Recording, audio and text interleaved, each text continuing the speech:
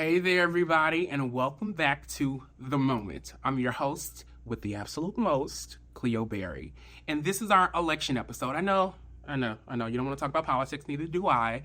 So before I start, I just want to make sure that everyone who can votes. It's one of our most foundational and fundamental rights as an American, so use it. Shout it from the rooftop if you have to, but make sure that you're filling in those ballots for your local, your state, and your federal positions, okay? Now, as for me and mine, we're liberals, we're Democrats, we bleed blue. I'm from Red, Arkansas, but, I am a Democrat all the way. And so Kamala Harris this election cycle resonated with me. I love her ferociousness. I love how she stands in her power. I love how she represents California on the world stage. I love her message of positivity. Every day I wake up on a brighter side. I look forward to it. And so her message resonated with me. Now, it didn't resonate with a large part of the American population, and that's okay. We can agree to disagree. You won this time. Maybe we'll win next time. But as long as you vote, that's all that matters. Now, just like Vice President Kamala Harris, just like Oprah, just like, Halle Berry, our next guest, her job puts her in front of the world stage. You might have seen her on Born Again Virgin on BET. You might have seen her on Real on Hulu. And recently, you might have seen her on Monarch, opposite Susan Sarandon on Fox. Everyone, please welcome one of my good friends, one of the most talented actresses that I know, Meagan Holder. This is the moment, let's be clear, this is your moment, while you're here, this is the moment, let's be clear, this is your moment, while you're here,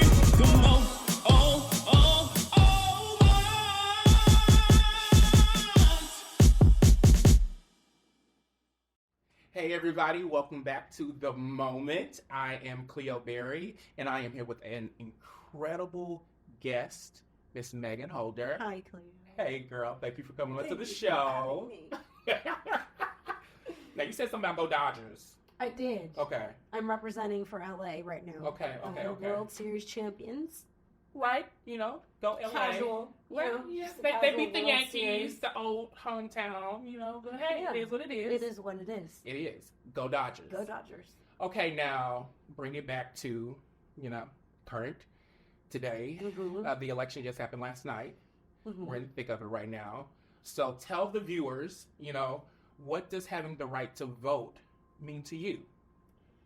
The right to vote means a lot to me. And for me, what it always brings up every time there's an election is that 2 times, if I were alive X year or Y year, 2 times there would have been a chance I could not have voted as a woman and as a Black person.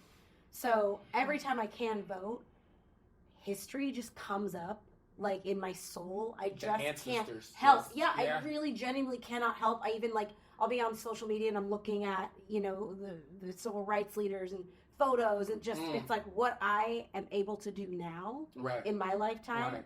I feel so privileged. Such a gift. It's such a gift. I feel, and not only is it a gift, but what people have had to deal with to get that right. The suffrage movement, civil rights movement. Preach. Marching, Come on, somebody. And so that to me, it's such a powerful thing. Absolutely. To vote. I mean, it really I get chills right now, and I rarely do a mail-in ballot because I like to feel that kind of power and energy in person. Interesting. Yeah, and this last election I went to vote, and a man. He was a vet, and happened to be a Black man, so he, at some point in his lifetime, wasn't able to vote. He was older, and he said, "Thank you, young lady, for doing your civil duty." And I said, "Wow, thank you so much, and thank all of you for just working the polls." And I got the chills, and I felt pride. It's just something about being able to vote that just, I feel proud, and I feel American, and reminiscent. More than anything, I just feel reminiscent of the people before me. Right. That their opinion was not included in this whole situation. So Absolutely. it means a lot to me to vote. When was the moment that you decided your passion in life? What was that moment? When was it? What age? Was it in junior high? Was it high school? Was it college? Was it after college when you decided, okay, this actor path is for me. I can do this. I can make a living off of this. People will know me. I will make a resume. It is what it is. I'm coming, world. Hear me roar. Oh, God. That's so funny because I think as an actor, it goes like this. Just in general, you know, it's like, can I do this? Can I do this? It's that comes and goes. I just have to be honest. But the moment I remember knowing I wanted to be an actress, I was like 6 years old, maybe 7, but I'm pretty sure I was 6. Wow. And there was this these plays called Salty in the Songbook. What? I don't know if this even exists anymore. Salty in the Songbook. It was like in churches. It was like this. Oh. Like they literally, it was like a character and they had plays. Y'all know about this? Do y'all know about this? You know, yeah. So I was in a Salty play at my church. Okay. And it was, the storyline was a group of kids are going camping. That's all I really remember. We were going camping. And I don't even think I don't know if I had to audition, but, or as maybe typecast as the person who didn't want to hike. Not the typecast at 6. I can't with the typecasting at 6. I honestly don't I can't. I literally think they're like, you look like you complain on a long hike. So I remember, and so we were on this hike going somewhere, and I remember there was this moment, and I'm not kidding, I remember this so viscerally. I couldn't see the audience because there's so many lights on us, right? It was like a pretty decent production. Like there was like lights and sound and all that. And I remember the line I said. I was like, "Are we there yet?" And I remember saying it just like that. And the audience laughed. And I think that was probably the 3rd or 4th line that gave a clue that I'm this character that like doesn't want to be here. Right. And I'll never forget the laugh. And I'm not joking, Cleo. I was like, I'm doing this forever. Got him. And I, like, I didn't even write this. Mrs. So-and-so told me to say it. Right. I didn't even write this. Right. But somehow you're laughing, and all I had to do was say a line the way I thought that might sound real, and you're laughing. And I'll never forget it. That was it. I was like, this is what I'm doing forever. And there's been moments since I was 6, you know, like you find different people that you find inspiration from. But that was the moment. That was like, I want to do this forever. So you went to school here first, and then you went to Chicago for more training in Second City? Yes. So I didn't know you went to Second City. Yeah, not as long as I wish, but I went to a state school here. I majored in theater, and then I'm kind of jealous of you living the New York life because I wanted to go to New York. I really did. I still want to do that one day. You've talked about that a few times. Yeah, right? One day. Is there wood around? I don't know. This might be IKEA. I'm not sure if this is wood. Don't knock on this. I'll lightly. I'll tap on wood. I won't knock on it. I want to live in New York and work out there. But after I was graduating college, I wanted to New York, but something about New York felt too big. Probably why some people feel like LA is too big. I felt like that about New York. So I was like, I'm going to go to Chicago. There was another kid in my acting class that was going to go. There was like some alumni connections that they said they were help us if we went, all these things. So I picked Chicago. Okay. One of the best decisions I've ever made because I made some of the best friends of my life at the bar that I ended up working, you know, in town. And I'm so glad I did go. But one thing, what I love about Chicago is they have a passion for theater. They do. Big or small. Passion, I mean, and so I did a play in literally a church basement. And I remember people at the bar that I worked at, they were like, "What are you doing?" And I'm like, "Well, here as an actor, I'm in this play." And they came. Like, they came to my play. I know. My play in church basement. I did, Rashomon was one of the shows I did. And I studied at Second City, met great people there. I only studied there for about 3 months because I was only in Chicago for almost 2 years. But in Chicago, I got my SAG card. I got an agent out there. I did commercials. So it was a really great training ground before coming to LA. That's so interesting because I originally, after high school, was going to Chicago as well. And doing Second City, I got into Columbia out there. Nice. And I was like, we're just going to do Chicago. And then last minute, I was like, why am I going to Chicago when I could just go to New York City? And then I decided on New York City. And then I came here first. Okay. And hated it here for a month. And then I went to New York City. Yeah. But we still met. Because that was meant to be. That was meant to be. So, like, this might be a hard question. Okay. But I'm going to throw it out there at you anyhow. What's your favorite episode of television that you've acted in? Okay, I do have the answer for that. Of course you do. It was an episode of Pitch, and it was the episode Regina King directed. Love Regina King. And yeah, I mean, that alone would have been right. Just being in her presence. Bucket list check. Yeah, I mean, honestly, one of the best experiences work-wise ever anyway, on that show, but also being directed by her. But that episode in particular, and this is not, I'm not like and then I got an award, but I'm just saying why that's my favorite is, it was a moment for my character where she got to show a side of her that wasn't seen in the episodes prior. Okay. And I ended up, and Regina King was such a good director, took me through the journey, and like I was up here, she brought me down here, and different, just the way she directed was amazing. And then I got Performer of the Week, runner-up. I remember, yes. And I just remember that feeling. I felt proud of that because of, one, the show, I loved it so much, but also the work that I put into it, and the way that Regina directed me was just a really great experience. So that's probably my favorite episode I've been in. What are some of the challenges that you face as a Black woman in this industry?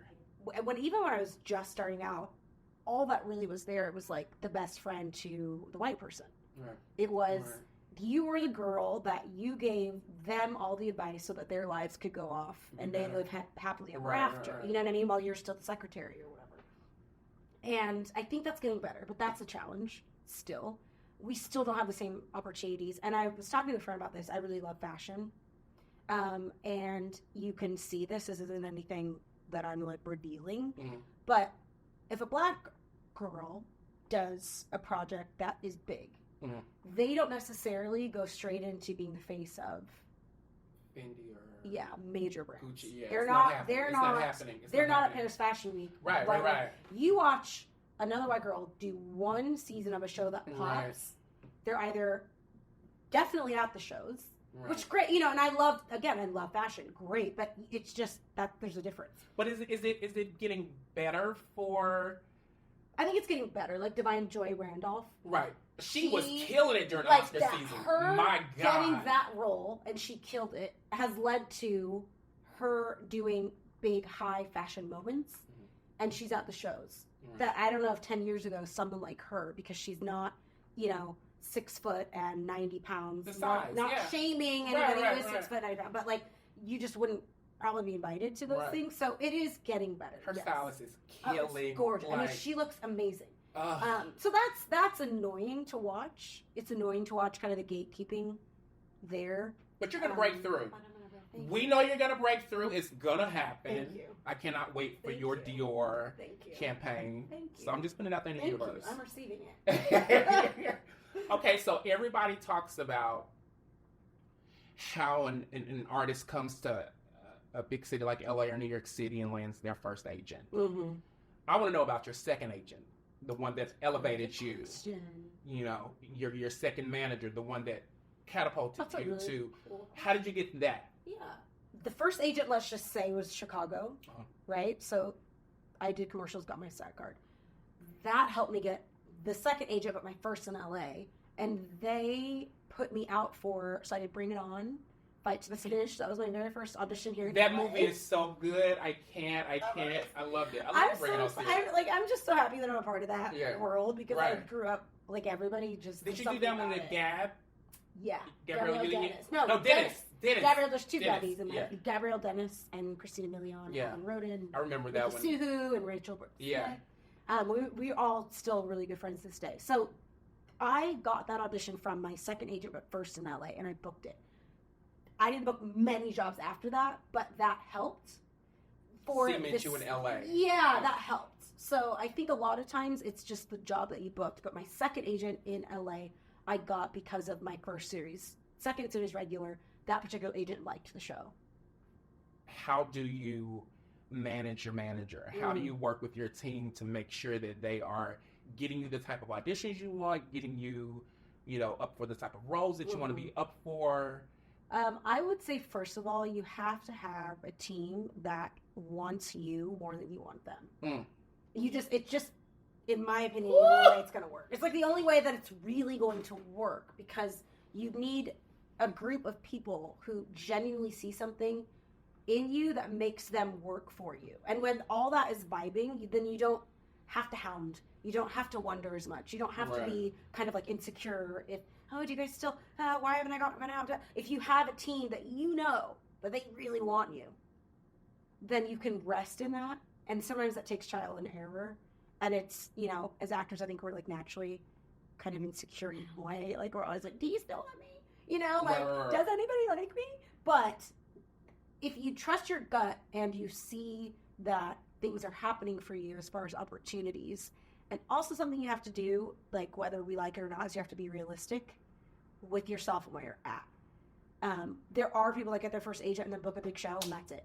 They're going to be famous forever. Lucky bastards. Yeah, you know what I mean? There's also people who lucky bastards have not booked anything, and they need to stay with who they're with until they get something. Right. They need, you know, find other things, but keep working on your auditions. But some people don't have to go to school for it. Some people come out here immediately and just start working. Yeah. And that's path is different. Yeah, everyone's path is different. But I think having a team that you know that they want you more in many ways than you want them. And I don't like having the kind of team that I have to hound. That's my personality. I don't like sending a bunch of emails reminding people to do things. That stresses me out. Have you ever had to fire a team member? I did. I have in the beginning. Yeah. And I think you have to be sensitive, and I don't think I handled those things well. How can you? It's such a I think a lot of people are better than me at it. But I didn't handle it very well. But for me, letting someone go was always because someone else on my team was very honest about that person's contribution to the team. It's always been a conversation with other people on my team, and they're like, I think it's time for us to shift. Now, what people really want to know is how we met. So let me tell you guys how we met. We did a movie together called The Sand, which I think now in the world it's called Blood Sand. Is it? Mm-hmm. Okay. Or at least, yeah, I think it's. It's becoming a cultish situation. It's so funny. Watch it. Yeah. But that's how I met you. Yeah. Like, I mean, I die in the movie. Okay, can we just talk about rest in peace? I'm sorry. And I think my character cried. I think I was sad when you died. Yes. I was. But can we just talk about what the black girl lives? I know, that's insane. Which is. I want the black girl to live. Like they kept me until the very last moment. They wrote a few extra scenes in, but they said, your black ass must die. You gotta go. You gotta go. Sorry. I said, well, hell. Only one can survive. They flipped a coin. They were like, oh, it's Megan. But one of us broke the stereotype. And I held on as long as I possibly could, and they can. We had so much fun shooting that. You were so good at the movie. I dare say you're the best. You're my favorite. Oh, person. I'm so serious. I'm not just saying. I feel like I've told you this though. You're really good, and everyone who watches it really loves your character. You're very dynamic in that trash can. Okay, so off of me. Yeah. Although the show's starring me, but what's your dream role? My dream role now would be something that is different for me, in that I was given a lot of trust to play it. So whether it was like just something that's less myself. I want to get to a point where I am able to do things that are that daring, whether it's horror, whether it's comedy, whether it's TV, whether it's film, just something bold and daring that scares me. Right. That someone else has gone, you could do it. That's my dream. Oh, just perfect. in general. Perfect. You know? Perfect. And off of that, we're going to go into our next segment. So you guys stay there. We'll be back with The Moment. The moment.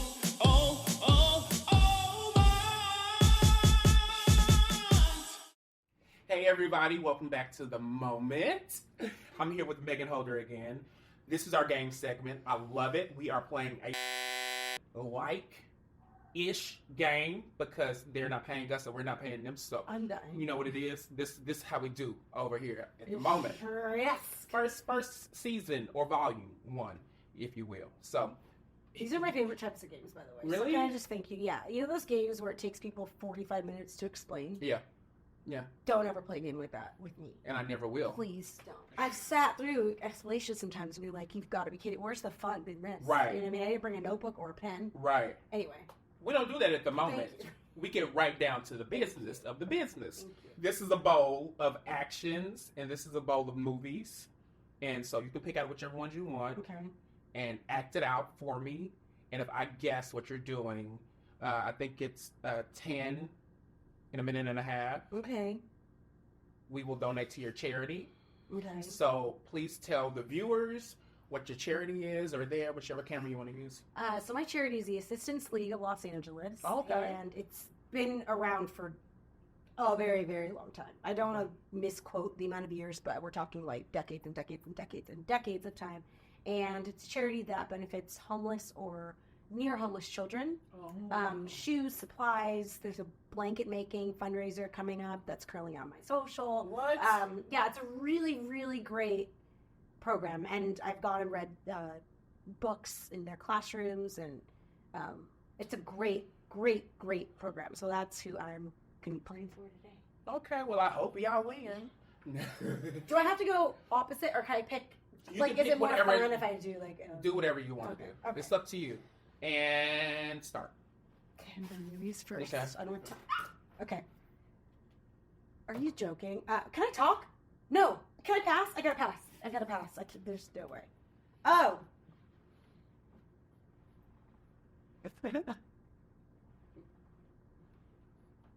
Seesaw? Oh, the carnival ride? The carousel. Yes, Yes! baby. Okay.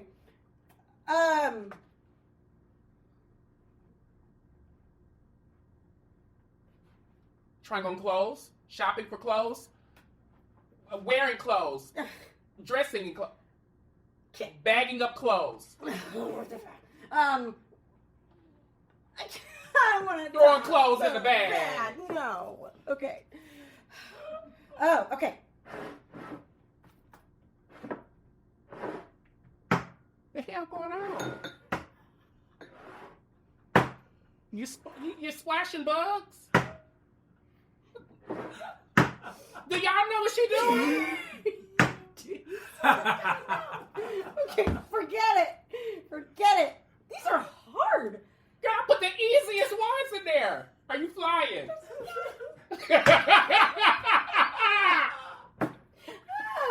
Okay, wait. Hold on a minute. Okay. You're sewing up a bra. A shirt. You put You don't stop You're putting the... Okay, what's the name of your charity? sewing up a bra. Why? Who sews up a bra in 1956 with your bustier? What is wrong with you? What is this? Who sews a bra?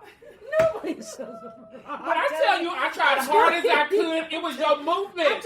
Your hand movement. I'm gonna tell you right Meagan. now, no one sews up a bra. Okay, I'm just gonna cheer if you are Well, I don't sewing do up a a lot bra. of stuff with we're gonna bras, charity so- for that. Well, okay, it's okay. a button. It was sewing a button. All And right. the first one, by the way, Okay. how do you act out Alvin and the Chipmunks? Can someone? How do you act that out? I would have passed. So that's what I did. Okay, and then I had Buzz Lightyear. But what was this? Is this bugs? Yes. But why didn't you? I did. I went boom boom. Bam. But they're not that big. Pieces. How am I supposed?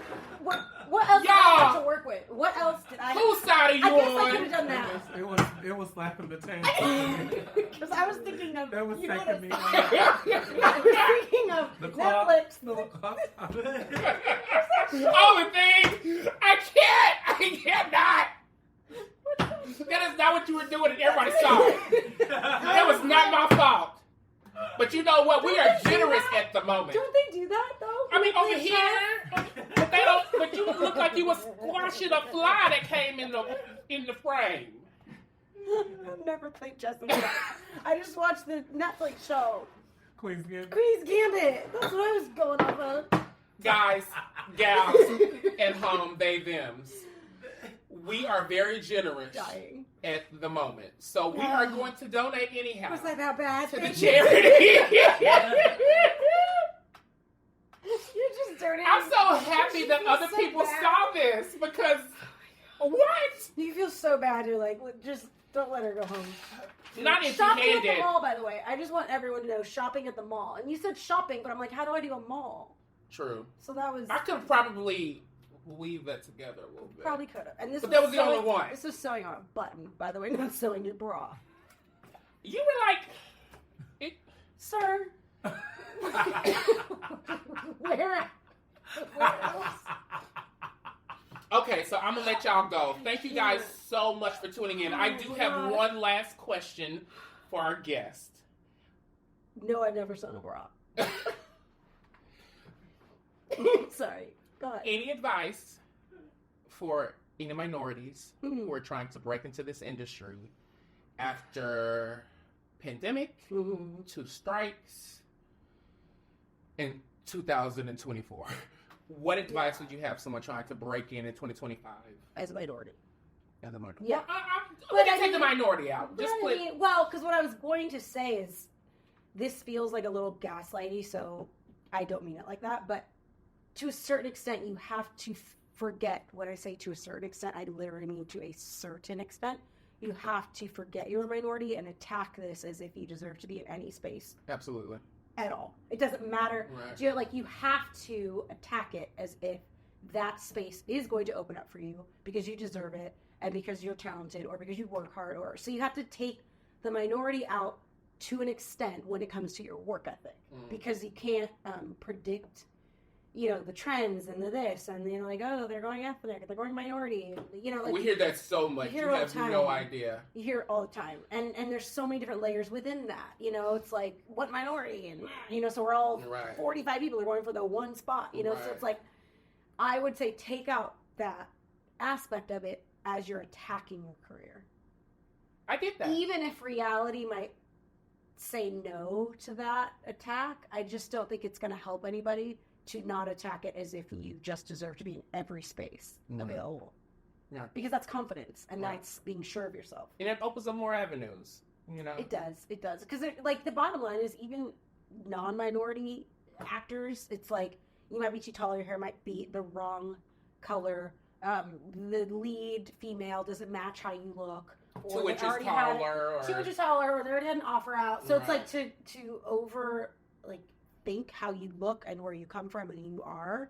Don't put yourself down like that. Yeah. Do you know what I mean? Love your skin color. Love your height. Love your hair. Love your eye color. Love your size. Take care of yourself. Be the best version of you, whatever that means, health-wise, mentally, spiritually, physically, all those things. But, just love everything about yourself. And they'll see it. Period. And they'll see it. And even if they don't, because sometimes I feel like they don't. There's a lot of people that may never make it, but that doesn't mean that person needs to act as if who they are isn't worthy of making it. You know what I mean? Right.